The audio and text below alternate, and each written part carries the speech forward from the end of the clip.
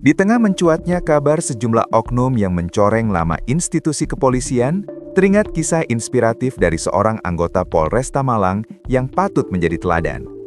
Saat peluang untuk meraih keuntungan pribadi terbuka, polisi ini tetap berpegang pada prinsip kejujuran dan menolak terlibat praktik suap. Nilai integritas tersebut bahkan terus ia pegang hingga memasuki masa purna tugas atau pensiun.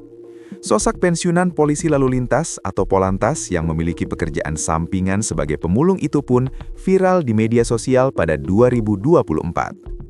Fenomena ini sempat menyita perhatian warganet karena memulung identik dengan pekerjaan yang kotor dan dipandang sebelah mata, terlebih sosok polisi jadi pemulung.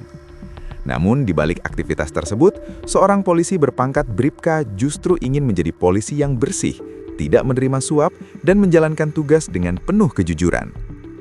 Namanya Bribka Purna Seladi, 65 tahun, mantan anggota Satuan Lalu Lintas Polresta Malang Kota.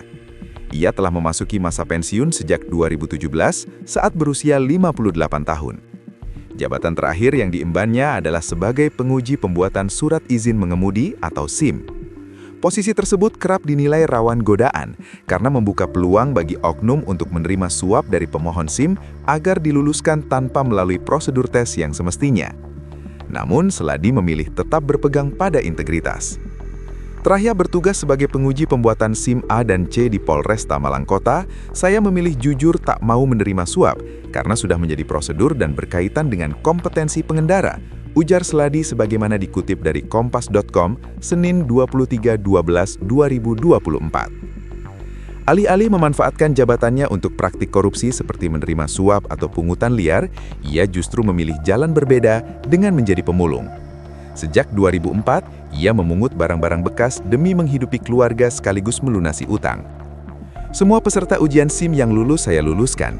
Nah, biasanya ada yang tidak lulus minta bantuan dengan memberikan amplop berisikan uang. Nah, ini saya tolak, kata Seladi.